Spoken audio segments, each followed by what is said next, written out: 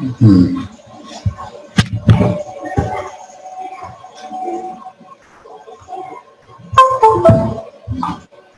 everyone, am I audible to you?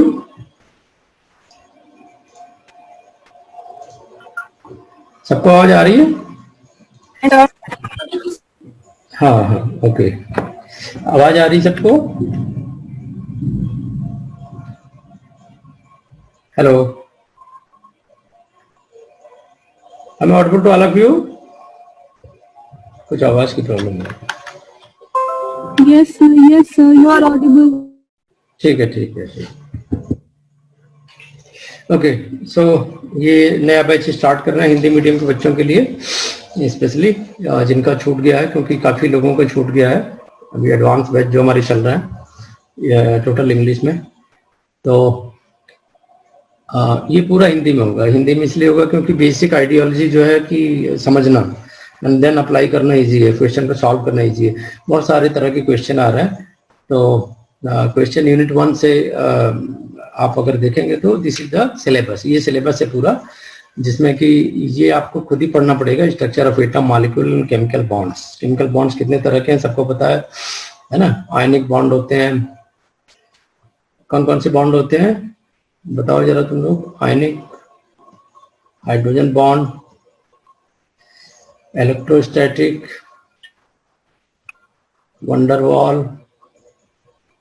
Right?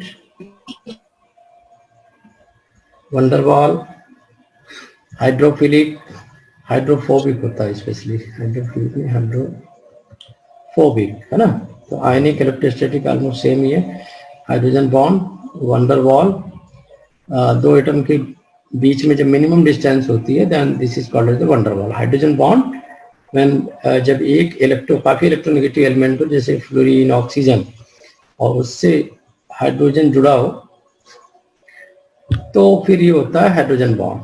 तो एक छोटा सा बॉन्डिंग की बात कर लेते हैं, बायोमॉलिक्यूल की बात कर लेते हैं विद द बोर्ड। हमारा एक बोर्ड है, उसको हम एक्टिवेट कर लेते हैं। तो ये थोड़ा सा हम बात करेंगे carbohydrate, lipid, protein, nucleic acid, है ना? फिर हम हाइड्रोजन बॉन्डिंग, हाइड्रोफोबिक इंटरेक्शन, या फिर सिलेबस में फिर पीएच बफर उस पर आएंगे। तो 1 बाय 1 सारा हम कवर करेंगे, राइट? तो किसी को कोई भी क्वेश्चन हो तो दिस इज यूनिट 1 CSIR। तो सबसे जो पहला चैप्टर है वो है general, right? General means about biomolecules. Biomolecules क्या है? अगर बायोमॉलिक्यूल्स में देखो और उनकी बॉन्डिंग देखो, तो वो सारी प्रॉपर्टी डिसाइड करती है कि बॉन्डिंग कौन सी है, राइट? तो अगर बायोमॉलिक्यूल्स की बात करो तो जैसे प्रोटीन हो गया, कार्बोहाइड्रेट हो गया, और क्या क्या है? थर्ड वन लिपिड हो गया, फोर्थ वन क्या हो गया? प्रोटीन, कार्बोहाइड्रेट, लिपिड, और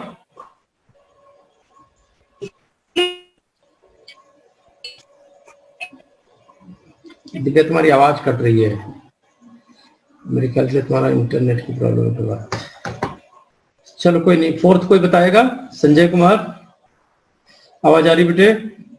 नारायण सिंह, एनीवन? अंशुमान, पार्टिसिपेट करो बेटा क्लास में, yes. है ना? न्यूक्लिक एसिड, अच्छा हाँ वेरी गुड, ठीक है, ऐसे बोल भी सकते हो। विटामिन है सर। हाँ विटामिन है, वो सिलेबस में भी हमने देखा था अभी, ठीक है ना? विटामिन और प्रोटीन से ही सारा फैट है।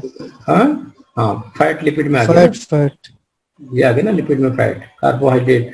तो ये बेसिक है, प्रोटीन, कार्बोहाइड्रेट, लिपिड और विटामिन, ठीक है ना? अब ये बायोमॉलिक्यूल्स में न्यूक्लिक एसिड भी आता है अगर आप डालोगे तो, है ना? तो इसमें सबसे बेस्ट एग्जांपल है डीएनए, आरएनए, ठीक है ना? डीएनए और आरएनए। तो इसमें काफी लंबा चौड़ा सिलेबस है इसका। विटामिन आप जानते हो, vitamin fat soluble vitamin, water soluble vitamin, right?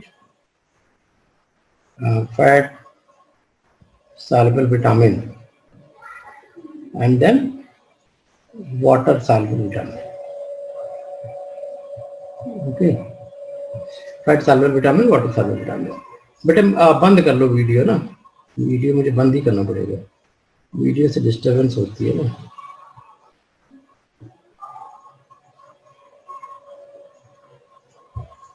Okay, so protein में आपको बताइए कि प्रोटीन जो सबसे इंपॉर्टेंट है, राइट। एंड प्रोटीन जब डाइजेस्ट होती है तो क्या बनता है, अमाइनो एसिड, ठीक है ना। तो जो प्रोटीन होती है उसका रोल क्या है, उसका बहुत सारा रोल है, जैसे मेम्ब्रेन में रोल है ना, मेम्ब्रेन में रोल है सारा। जो आप प्रोटीन फूड के रूप में लेते हो वो क्या होता है, वो डाइजेस्ट होगा, फिर बनेगा अमाइनो एसिड। इस अमाइनो एसिड का क्या होता है, या तो ये मेटाबॉलिज्म का पार्ट हो जाता है, राइट, जिसको बोलते हैं अमाइनो एसिड मेटाबॉलिज्म, है ना। अमाइनो एसिड मेटाबॉलिज्म में आजकल हम कवर ही कर रहे हैं। अमाइनो एसिड मेटाबॉलिज्म में ये इसका कई पार्ट होता है, या तो यूरिया साइकिल चलने लगती है नाइट्रोजन रिमूव करने के लिए, या फिर ये सिट्रिक एसिड साइकिल में चला जाता है। तो कैसे जाता है इसका पूरा डिटेल मैकेनिज्म आपके सिलेबस में। और कार्बोहाइड्रेट में देखेंगे तो क्लासिफिकेशन इसकी बहुत है ना, मोनोसेक्राइड, डाइसेक्राइड, पॉलीसेक्राइड, राइट। तो ये इन सारे में कई तरह के बॉन्ड होते हैं। कौन सा बॉन्ड स्पेशली होता है कार्बोहाइड्रेट में, कार्बोहाइड्रेट वो कौन सा बॉन्ड होता है, बोलो एनीवन, कार्बोहाइड्रेट में कौन सा बॉन्ड होता है अंशुमन?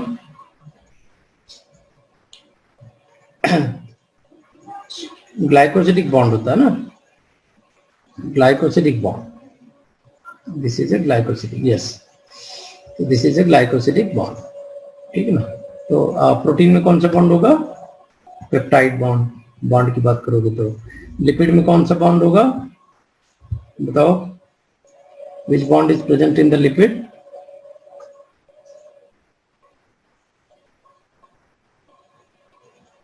अंशुमान, लिपिड में कौन सा बॉन्ड होता है? सर हाइड्रोजन बॉन्ड भी होता है सर, ऊपर से इसमें सर हाइड्रोजन भी देखने मिलता है यहाँ पे। नहीं बॉन्ड पूछ रहा हूँ, बॉन्ड जैसे फैट जुड़ता है ना, तो फैट में एक पोलर एंड होता है सर और एक नॉन पोलर एंड होता है। तो ये किससे जुड़ता है, तो फैटी एसिड ग्लिसरॉल, है ना, फैटी एसिड ग्लिसरॉल, ठीक है ना। एंड विटामिन क्या होते हैं, विटामिन की बात करोगे तो दे आर कोएंजाइम, कोएंजाइम का पार्ट होता है, ठीक है ना। और प्रोटीन में जो सबसे इंपॉर्टेंट होता है वो क्या होता है, enzyme, because all enzyme are protein but all protein are not enzyme. जितने भी एंजाइम बनते हैं वो किससे बनते हैं, प्रोटीन से बनते हैं, ठीक है। तो हम बात करते हैं वन बाय वन, पहले कार्बोहाइड्रेट से स्टार्ट करते हैं या प्रोटीन से स्टार्ट करते हैं, फिर लिपिड पे आएंगे, फिर इनका जनरल डिस्क्रिप्शन देंगे आपको, ठीक है ना। तो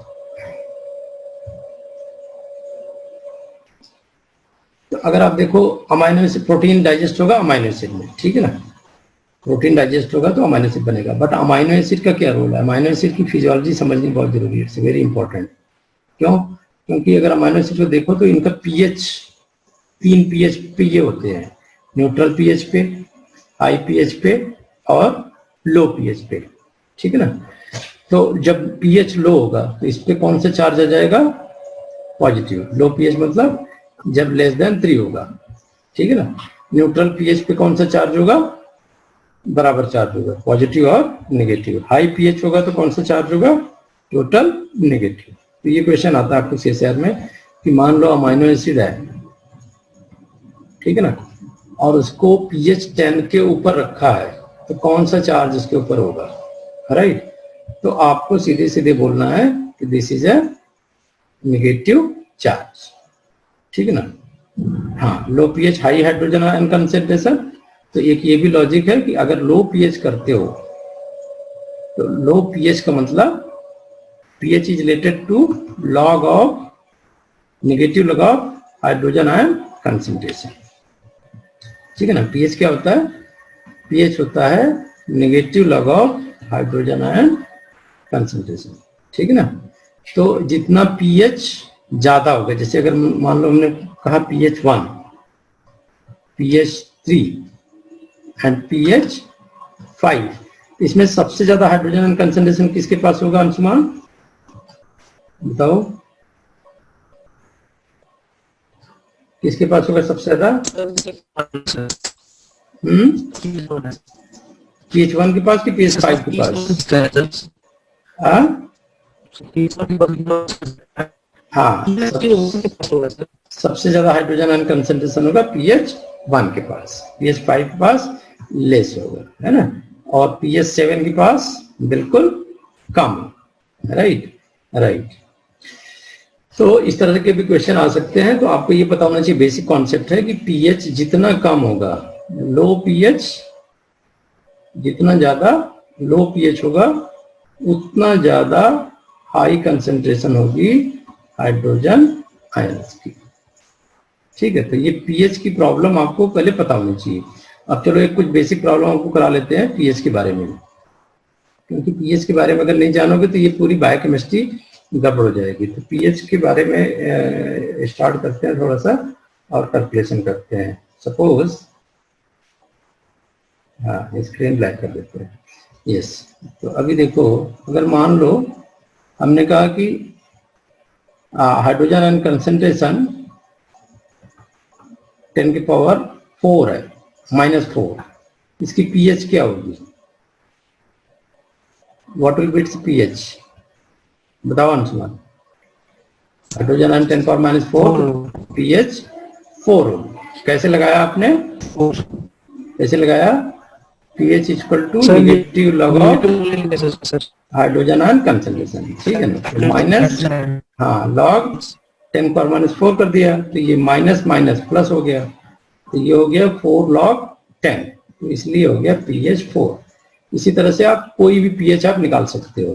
ठीक है ना, कोई भी pH आप निकाल सकते हो। जैसे मान लो हाइड्रोजन कंसंट्रेशन दिया है 10 पावर -2, तो डायरेक्टली आप निकाल सकते हो फटाफट।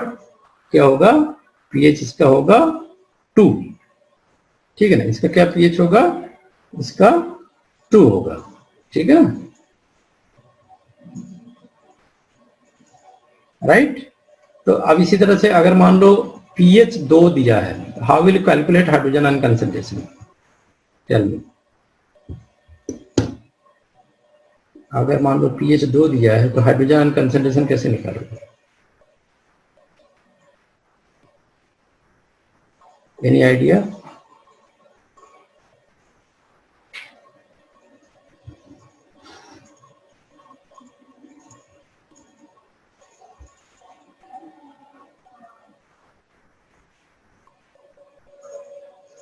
तो सिंपल क्या करना है, यही फार्मूला आपको लगाना है। ठीक है ना, तो pH मीन्स क्या है? Minus log hydrogen ion concentration. तो अब यहाँ पे उल्टा लगाना है, minus log hydrogen ion concentration equal to pH। pH कितना दिया है? 2।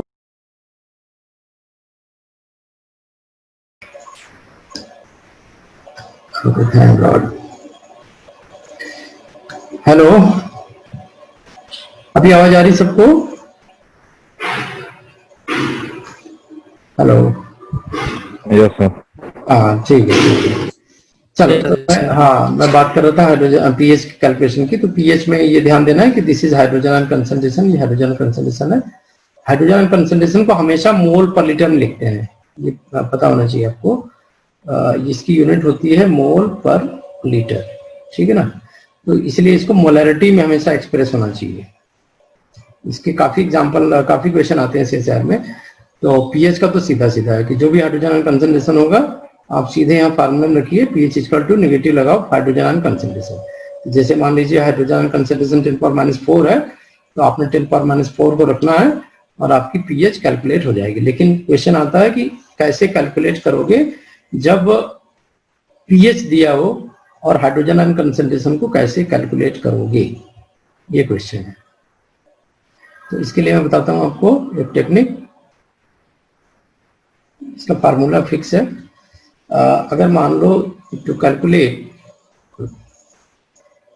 नोट्स बनाते रहना, hydrogen ion concentration from pH, ये क्वेश्चन बहुत पॉपुलर है CSIR में। तो इसके लिए आप क्या करते हो? तो very simple, HIN equal to 10 power minus pH। मान लो HIN है 10 पावर माइनस 2, तो इसलिए हम क्या लिखते हैं इसको, हाँ सॉरी pH 2 है, सॉरी अगर pH 2 है ना, तो हाइड्रोजन आयन कंसंट्रेशन इसकी क्या होगी 10 पावर माइनस pH, तो माइनस 2 होगी। अगर pH 3 है तो हाइड्रोजन आयन कंसंट्रेशन क्या होगी 10 पावर माइनस 3। तो इस तरीके से लिखते हैं, लेकिन कैलकुलेशन अगर करने होगी फिर कैसे करेंगे, तो कैलकुलेशन करने के लिए, क्योंकि इतना सिंपल क्वेश्चन आएगा नहीं CSIR में, तो आपको क्या करना है, ऐसे लिखना है, या you can calculate by using the anti log of minus pH, ठीक है ना। तो रिवर्स ऑफ लॉग जो होता है, reverse log, that is called the anti log. Anti log में लेना है आपको, तो हाइड्रोजन आयन कंसंट्रेशन आपको निकल जाएगा। चलिए एक क्वेश्चन करते हैं, क्वेश्चन करने के लिए रेडी है सब लोग? हेलो, क्वेश्चन करें? चलो एक क्वेश्चन देते हैं, फिर आप सब लोग करेंगे। कॉपी और पेन ले लीजिए साथ में, ठीक है ना, ready with the copy and pen. तो अब मैं मान लो एक क्वेश्चन दिया हुआ है CSIR का, what is hydrogen ion concentration in a solution of pH 8.34। अब इसका हाइड्रोजन कंसंट्रेशन कौन बताएगा, कैलकुलेट करो। pH दिया है 8.34, तो कैसे रखेंगे, फार्मूला क्या है,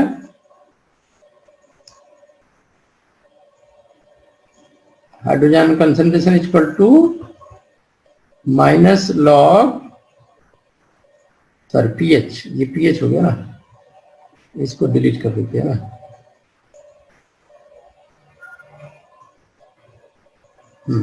यहाँ पे हम क्या रखने वाले हैं, यहाँ पे हम pH रखेंगे। तो हमारा फार्मूला है pH equal to minus log hydrogen ion concentration. pH दिया हुआ है 8.34, तो क्या हो जाएगा, ये निगेटिव हम वैल्यू इधर शिफ्ट कर सकते हैं, तो ये हो जाएगा minus 8.34 and log hydrogen ion concentration आपको निकालनी है, ठीक है ना, लॉग हाइड्रोजन आयन कंसंट्रेशन को कैलकुलेट करना है। तो कैसे कैलकुलेट करोगे, तो ये हाइड्रोजन आयन इधर कर दो और ये हो जाएगा 10 पावर माइनस 8.34, राइट। अब इसका एंटी लॉग लोगे, ठीक है, एंटी लॉग है ना, माइनस 8.34, ठीक है ना। तो इसकी वैल्यू कितनी आएगी एंटी लॉग टेबल से, ये आ जाएगी करीब 4.57 टू 10 पावर माइनस 9 मोलर। तो ये आपको आना चाहिए लॉग एंटी लॉग कैलकुलेशन में, फिर आपका कैलकुलेशन इजी हो जाएगा। ये है फाइनल आंसर। इसमें किसी को कोई डाउट है? Anshuman, Sonu, Divya? Anti log sir table का, एंटी लॉग टेबल देखना पड़ेगा, वो टेबल से सीधे आपको मिलेगा, इसमें कोई वो कैलकुलेशन नहीं है, ठीक है ना। तो मतलब फार्मूला यही लगेगा कहने का मतलब ये। अब इसी तरह से कभी कभी दे देते हैं कैलकुलेट pOH वैल्यू, हाँ ठीक है। अब मान लो कैलकुलेट करना है आपको, calculate pOH value of a solution,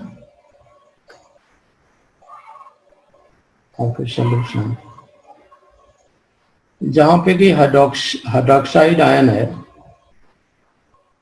hydroxide ion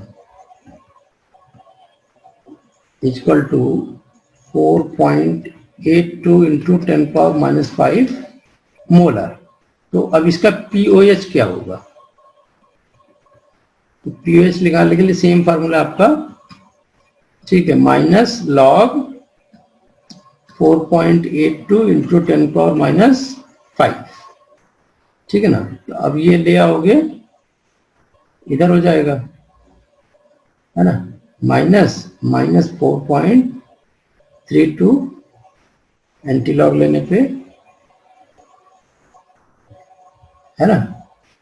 तो ये कैलकुलेट कर लोगे, लॉग एक बार इसका लोगे, एक बार लॉग इसका लोगे, तो ये -5 हो जाएगा, है ना, प्लस -5, ठीक है ना। तो आपका इस तरीके से कैलकुलेशन आपका डिपेंड करता है लॉग एंटी लॉग वैल्यू पे। माइनस लॉग 4.82, फिर -5 log 10, तो log 10 की वैल्यू होती है 1, तो ये इसकी वैल्यू आपको निकालनी पड़ेगी। 4.82 की वैल्यू होती है log 4.32 -5, है ना, तो आपको मिल जाएगी वैल्यू, ठीक है ना। तो इसका लॉग हमने देखा, लॉग देख करके ये वैल्यू यहाँ पे रखी है। ये दोनों को माइनस कर दो तो आ जाएगी -1.32 POH, ठीक है ना। तो आपको POH निकल गई। अब मान लो आपको देता है what is the hydroxide ion concentration in A solution that has POH of 5.7, POH की वैल्यू दे देता है और ये कंसंट्रेशन आपको पूछता है। फिर क्या करोगे, suppose calculate hydroxyl ion concentration, ठीक है, एंड इफ POH is 5.7, इसका फार्मूला कौन सा लगेगा, वही जैसे हाइड्रोक्सिल का लगाया था, OH minus equal to 10 power minus POH, या OH equal to antilog minus POH, ठीक है ना। एंटीलॉग निकाल लेंगे इसकी वैल्यू। तो यहाँ पे क्या दिया हुआ है, POH की वैल्यू 5.7 दिया हुआ है, तो ये हो जाएगा 10 पावर माइनस 5.7, है ना। तो अगर डायरेक्टली भी ऑप्शन में दे सकता है कि ये होगा, है ना, 10 पावर माइनस 5.7, या फिर एंटीलॉग ले लीजिए, एंटीलॉग टेबल हो देंगे फिर, ठीक है ना, एंटीलॉग और माइनस 5.7, तो इसकी जो भी वैल्यू आएगी वो होगी hydrogen ion concentration OH minus की, ठीक है। तो इसकी वैल्यू अगर आप देखोगे तो इसकी आएगी 2 × 10 पावर माइनस 6, ये आएगी एंटीलॉग टेबल से, ठीक है ना। अब मान लो PH और POH दोनों की बात करें, फिर कैसे कैलकुलेशन करेंगे, ये ठीक है, बताओ सब लोग, this is okay, Divya, Anshuman? हाँ, फिर मैं नेक्स्ट क्वेश्चन चलता हूँ ना। Yes, sir. अंशुमान समझ में आ रहा है बेटे अच्छे से? Yes yes. हाँ, ये स्पेशली आपके लिए क्लास स्टार्ट किया है कि आपको कभी भी दिक्कत ना हो, ठीक है ना, आप हमेशा आगे रहो। तो PH एंड POH अगर दोनों मिक्स कर दो तो ये कितना हो जाएगा, इसकी वैल्यू हो जाएगी 14, ठीक है ना, ये होगी 25 डिग्री सेंटीग्रेड पे। मान लो क्वेश्चन कहता है कि ये solution has a POH of 11.76, अब इसका calculate the pH value, what is the pH value. फिर क्या होगा, तो यहां से ये फार्मूला इक्वेशन नंबर 1 को यूज करो, since pH plus POH equal to 14, ठीक है। तो यहां पे पूछ रहा है pH, तो pH इक्वल टू क्या हो जाएगी, 14 माइनस POH, 14 माइनस 11.76, इसकी वैल्यू कितनी आ गई, 2.24, ठीक है। तो ये इसकी वैल्यू हो गई pH की, ठीक है। एनी डाउट यहां पे, ठीक है, यहां तक अंशुमान बोलते रहो। Yes sir. ठीक है ना। अब चलो बताते हैं हाँ पीके कैसे कैलकुलेट करते हैं, क्योंकि अमाइनो एसिड पढ़ोगे तो उसमें सीधे सीधे बात आएगी, to calculate the pK, how to calculate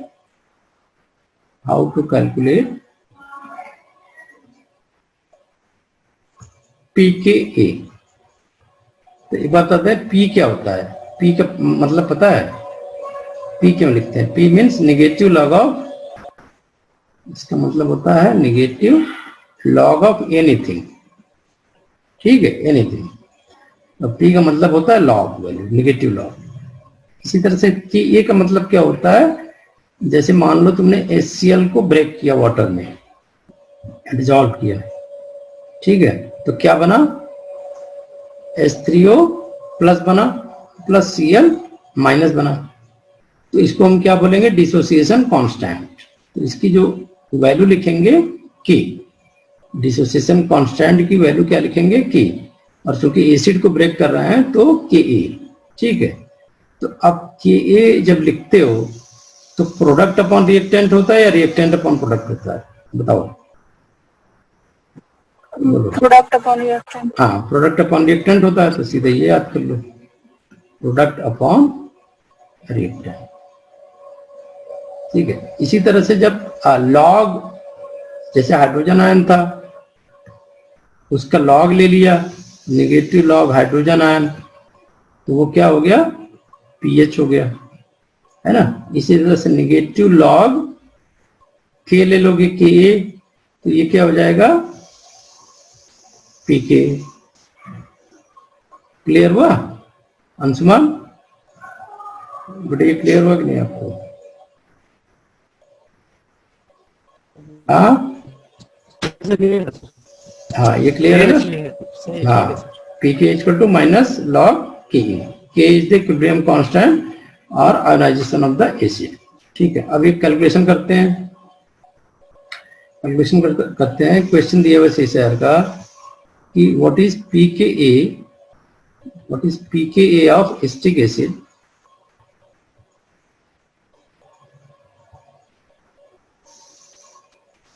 है ना। If Ka for acetic acid is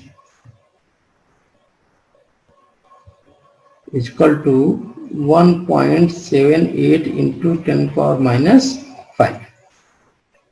अगर Ka एसिटिक एसिड का इतना है तो pKa क्या होगा, बताओ। तो फार्मूला क्या हुआ, pK equal to minus log 1.78 into 10 power minus 5, ठीक है। तो फिर ये क्या हो गया, आप सबका लॉग लोगे, है ना, minus log 1.78 plus minus 5 log 10, ठीक है।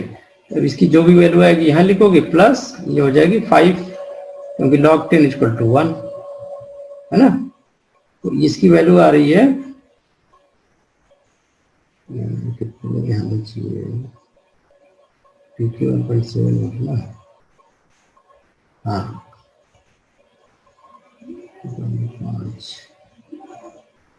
0.25 है इसकी, ठीक है, माइनस 0.25।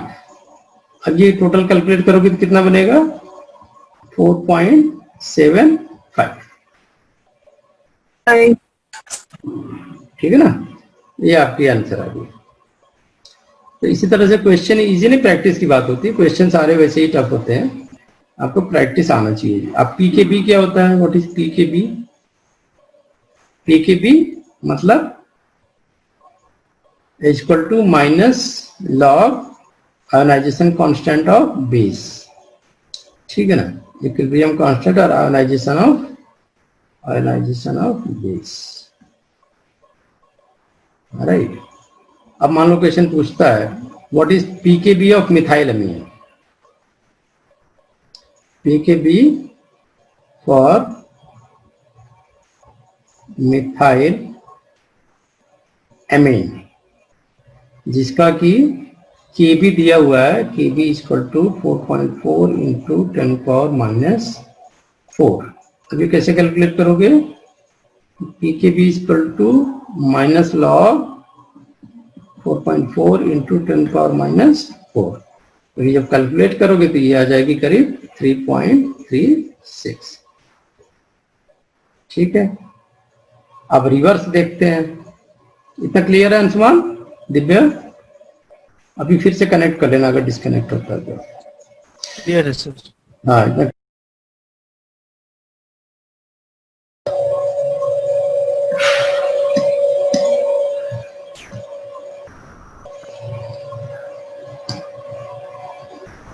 तो अब मान लो कैलकुलेट करना है आपको, आ गए सारे?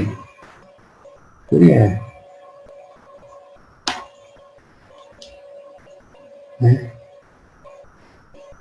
चलो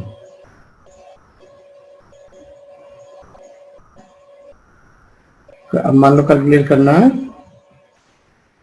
कैलकुलेट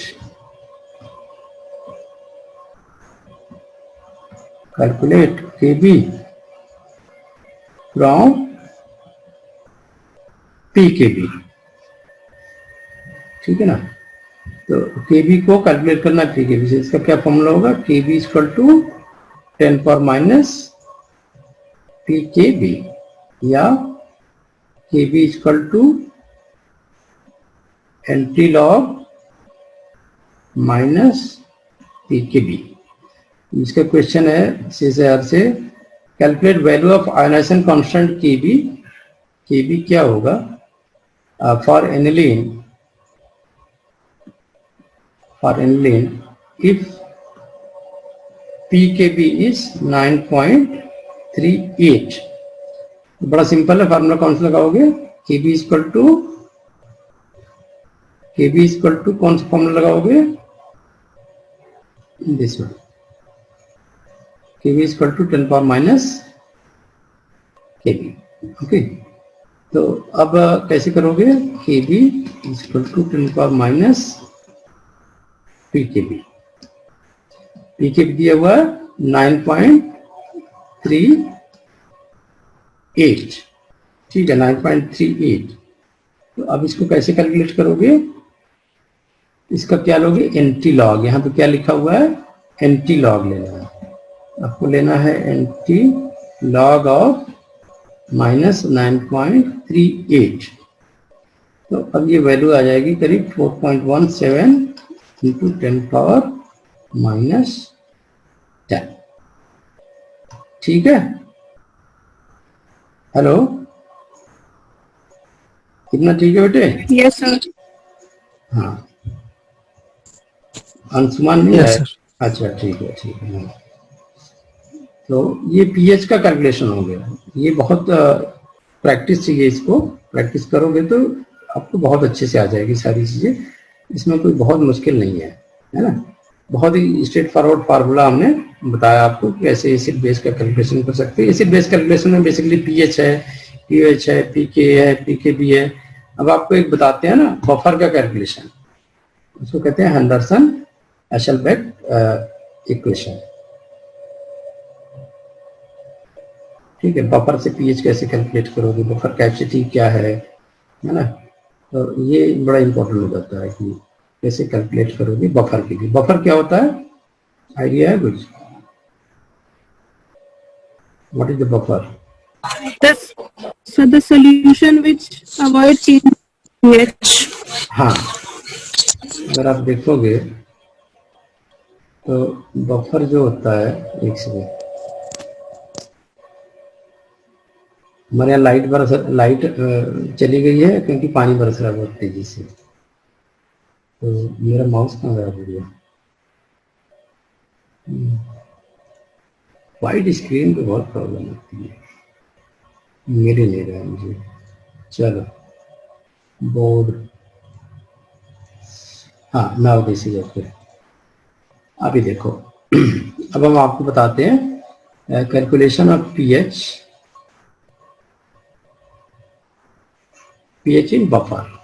ये थोड़ा सा कॉन्सेप्चुअल है और कोई टफ नहीं है, कॉन्सेप्चुअल है। तो बफर को आपको जानना पड़ेगा कि बफर क्या होता क्या है। तो बफर क्या होता है अंशुमान? जिसका पीएच फिक्स होगा ना, means a solution that resist,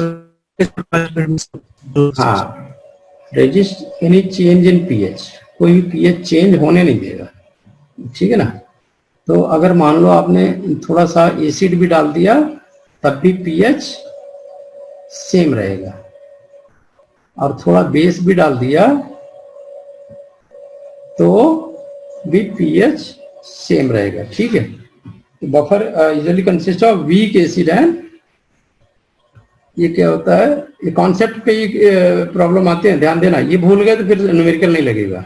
तो बफर क्या होता है, वीक एसिड, ध्यान देना, प्लस कॉन्जुगेट बेस, ठीक है ना।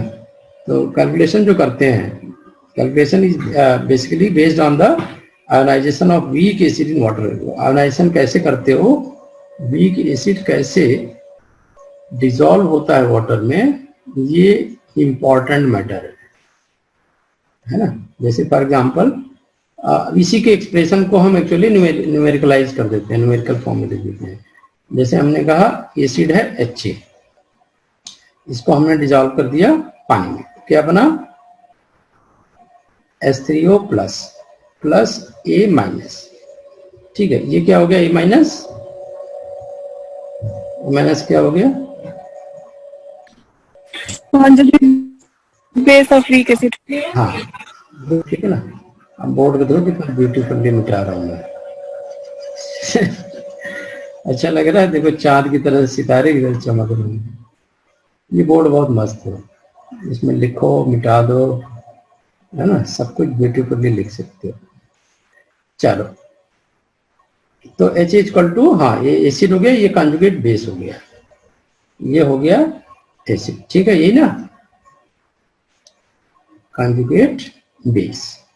अब जब इसका Ka ले लोगे तो Ka को कैसे लिखोगे, K इक्वल टू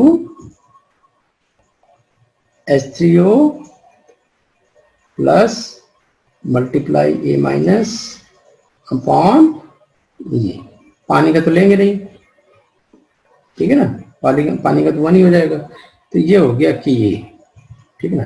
अब इसका मतलब ये हो गया कि जो कॉन्जुगेट एसिड और बेस जो प्रोड्यूस हो रहा है, उसी के बेस पे ये बफर काम कर रहा है, राइट। तो अगर मान लो हमने कहा कि अब इसका पीएच कैलकुलेट करना है, तो व्हाट इज पीएच, इसका पीएच क्या होगा बेटे, आप ये देखो, ये चीज है H, अगर आप इसको इधर ले आओ,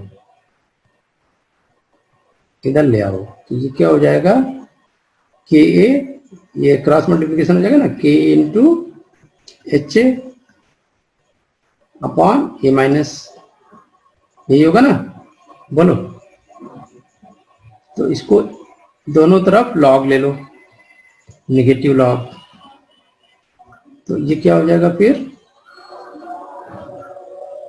ये क्या हो जाएगा, negative log of hydrogen concentration equal to हो जाएगा, ये हो जाएगा पीएच, पीएच इक्वल टू, है ना, पीएच ही तो हो जाएगा।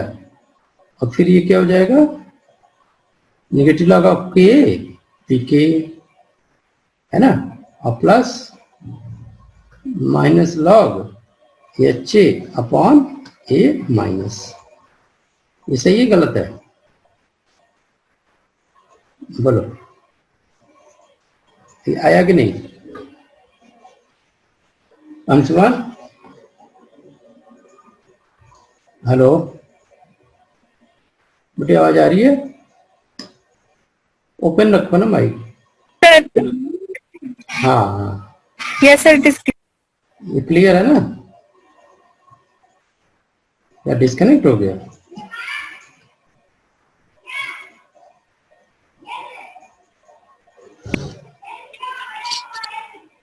सर दिख रहा है सर, हाँ क्लियर है ना ये।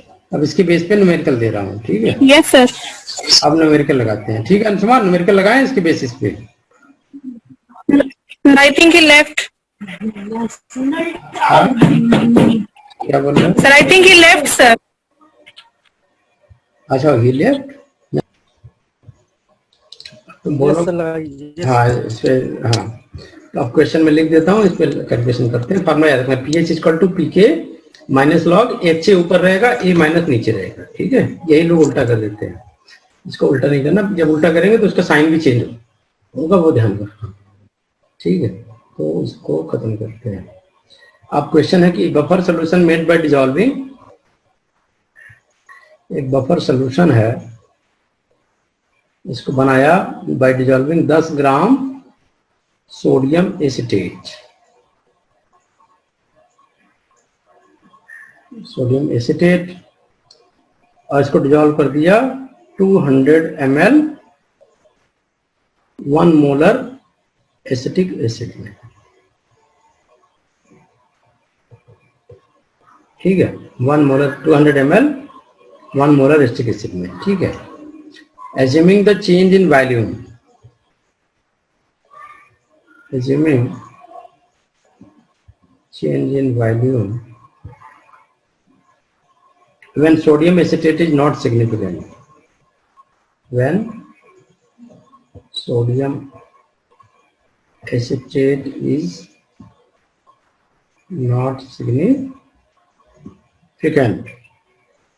तो अब इस केस में बताओ pH of acetic acid. Tell what is the pH of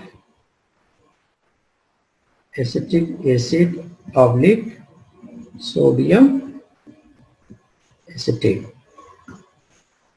Ka acetic acid का दिया हुआ है 1.7 इंटू 10⁻⁵। अब क्या करोगे, पहले बफर बना रहे हैं 10 ग्राम सोल्यूशन, 10 ग्राम सोडियम एसिटेट को डिजोल्व किया 200 ml 1 मोलर एसिटिक एसिड में। ठीक है, कह रहा है कि assume the change in volume when sodium acetate is not significant। बहुत ज्यादा इसका इंपॉर्टेंट नहीं है जो भी वॉल्यूम चेंज हो रहा है सोडियम एसिटेट का। तो पीएच क्या होगा एसिटिक एसिड सोडियम एसिटेट का, जबकि Ka इतना दिया हुआ है। तो पहले हम इक्वेशन लिख लें।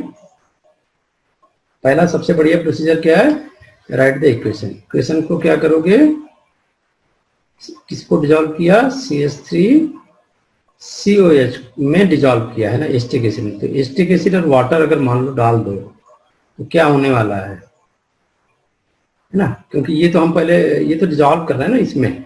तो एसिड कौन सा है, तो एसिड तो ये है और Ka दिया हुआ है। हम पहले इक्वेशन किसका लिखेंगे, एसिटिक एसिड का। ठीक है, तो बन गया H3O plus CH3CO minus.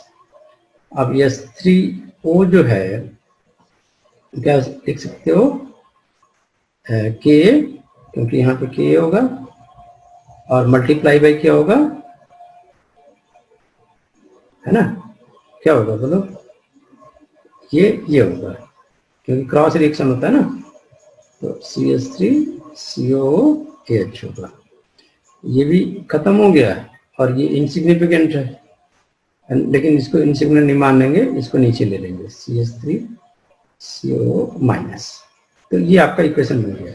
Direct लिखते तो आप K लिखते, पहले प्रोडक्ट ऊपर लिखते और फिर ये चला जाता नीचे। अब चूंकि ये इधर आ गया तो ये चीज आ गई इधर घूम के नीचे। इतना क्लियर है, इतना क्लियर है कि नहीं? Yes, sir. Yes sir. हाँ, ये ठीक है ना। बस ये नोट भी करते रहो, क्योंकि फिर ये दोबारा चीज नहीं मिलने वाली है ना। फिर इजी हो जाएगा ना। नोट बना रहे हो अंशुमान? सर नोट क्या बनाया, जैसे पहले नोट बना के रखे हैं इसका।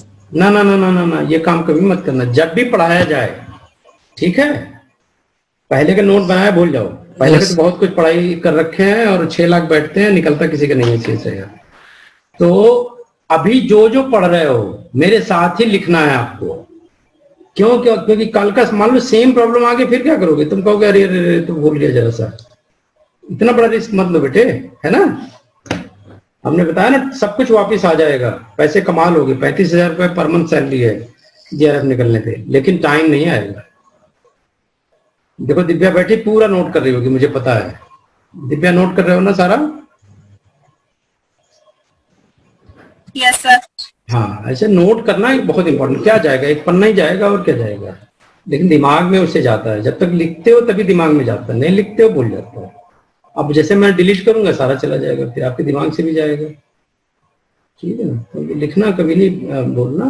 तो चलो इसको हम थोड़ा सा आगे सोल्यूशन करते हैं। ये डिलीट कर देते हैं क्योंकि आपको पता ही हो गया, और थोड़ा सा मेन चीजें रहने देंगे क्योंकि इतना मालूम है। 10 ग्राम को डिजॉल्व किया था 200 ml में।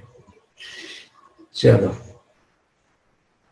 लेट अस सी कैसे सॉल्व हो रहा है। अब हमने सेकंड में क्या किया, एक तो H3O हमने डिटरमाइन कर लिया। निकालना क्या था इसमें, कैलकुलेशन क्या करनी थी,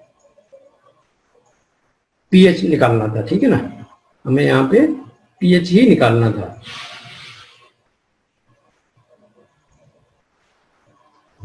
ओके, तो पीएच निकालना था इसका। अब क्या करना है, दूसरा इक्वेशन लिखना है। 1 मोलर CH3 COOH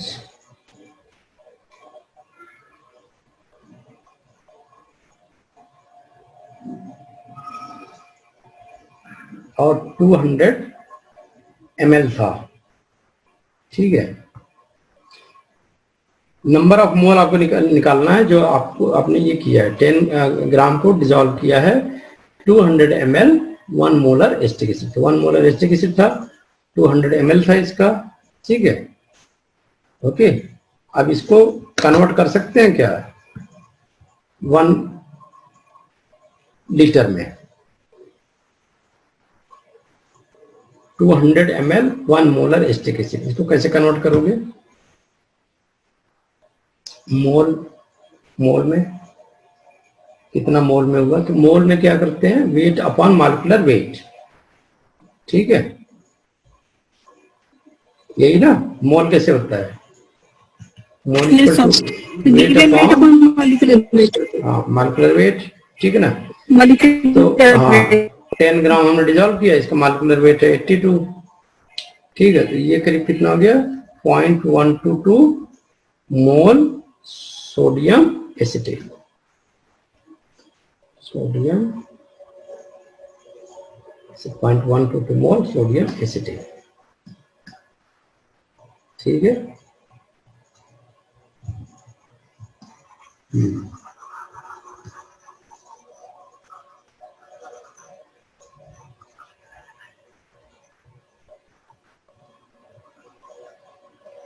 राइट, चलो ये हो गया।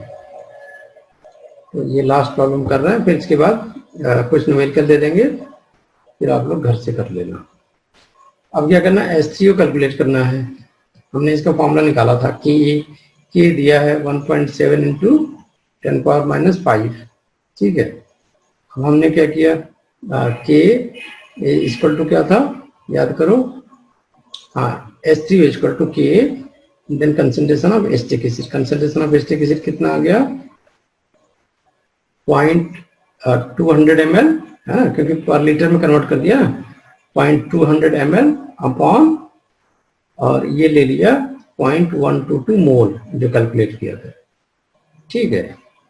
तो जब ये ले लिया है ना, then we can calculate its value, और आएगी करीब 2.79 इंटू 10⁻⁵।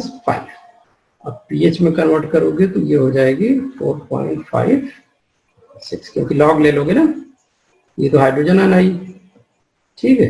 हाइड्रोजन आयन निकल गई क्योंकि ये रेशियो हमने निकाल लिया, ठीक है। 1.22 आ गया मोल उसका सोडियम एसिटेट का, और ये डिजॉल्व कर रखा था हमने 0.200 ml पर लीटर, 0.200 लिख लिया हमने, दोनों का रेशियो ले लिया, तो ये निकल गया H आयन। तो लॉग ले लिया, तो फिर log of negative log of 2.79 into 10⁻⁵, इसका अभी कन्वर्ट करके निकाल लोगे पीएच, ठीक है। इतना ओके। Yes, sir. तो चलो आज इतने तक करते हैं, क्योंकि आज फर्स्ट डे है ना। अंशुमान ठीक है, अभी थोड़ा प्रैक्टिस करोगे, हाँ प्रैक्टिस करना, कॉपी अलग बनाओ, नोट्स देखो। अपनी कुछ हैबिट होती है जो सक्सेस के लिए जिम्मेदार होती है, ठीक है ना। हम ब्रेन की गारंटी नहीं ले सकते, जब एग्जाम में जाओगे तो सब कुछ भूल जाना है, ये मान के चलो।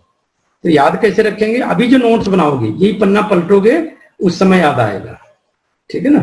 तो ये अगर लापरवाही करोगे तो फिर कई साल तक CSIR निकालना बड़ा मुश्किल हो जाएगा, क्योंकि इतना यूज सिलेबस है ना, पीजी का सिलेबस नहीं है। इसमें एवरीडे अगर हम 2 घंटे क्लास लेते हैं तो सोचो बहुत ज्यादा एक्यूमुलेशन हो जाती है क्लास की, और ले ही रहे हैं। शाम को भी क्लास करना अटेंड, और आपको मॉर्निंग की भी क्लास अटेंड करनी है। मॉर्निंग का क्लास तब तक चलेगा जब तक कि आप अमीनो एसिड तक पहुंच नहीं जाओगे, ठीक है ना, ताकि आपका बराबर का हो जाए। फिर आपको उसी बैच में मर्ज कर देंगे, क्योंकि यहाँ बहुत सारे बच्चे नए तो आए नहीं है कि 16-17 बच्चे हैं, चलो हिंदी मीडियम का अलग बैच चला देते हैं, है ना। तो अभी हम आपको एक्स्ट्रा क्लास इसी ले रहे हैं कि स्पीड वहां पे ना थमे, शाम वाली बैच का, वहां भी आप क्लास करिए। नोट्स बनाना एक हैबिट है, वो बनाइए, रफ में ही लिखिए, कुछ ना कुछ लिखते रहिए, लिखने से आपको याद होगा। Practice makes man perfect. और इसके बाद आपका कोई बुक पकड़ लीजिए जहां पे पीएच, आपके पास तो है ये बुक, है ना, उसको सॉल्व करिए पीएच का। कोई दूसरा टॉपिक लेके ना बैठ जाइएगा, अंशुमान ध्यान से सुनो, सिर्फ आपको पीएच पीओएच है ना, यस सर। ये एक टॉपिक चिपक के बैठो ताकि उसमें मास्टरी हो जाए। क्योंकि देखो अभी सीएसआईआर के बाद लेक्चररशिप का तुमको खिताब मिल जाएगा, है ना, कि आप लेक्चरर हो। तो लेक्चरर का मतलब सब कुछ आना चाहिए आपको, है ना, किताब बंद करके आना चाहिए, तो समझ में भी आनी चाहिए। बच्चा कोई पूछे तो बता भी दो उसको। तो इसके लिए जरूरी है कि एक टॉपिक पे टिके रहो। 10 टॉपिक एक दिन में लोगे तो फिर बड़ी मुश्किल होगी, है ना, तुम्हें घबराहट भी होगी, फिर समझ में भी नहीं आएगा, सॉल्व भी नहीं होगा, है ना। ठीक है, चलो थैंक यू। Yes, sir. अगर कोई क्वेश्चन होगा तो मुझे व्हाट्सएप कर देना। ठीक है, चलो okay, bye. Thank you, sir. Thank you so much. Thank you sir.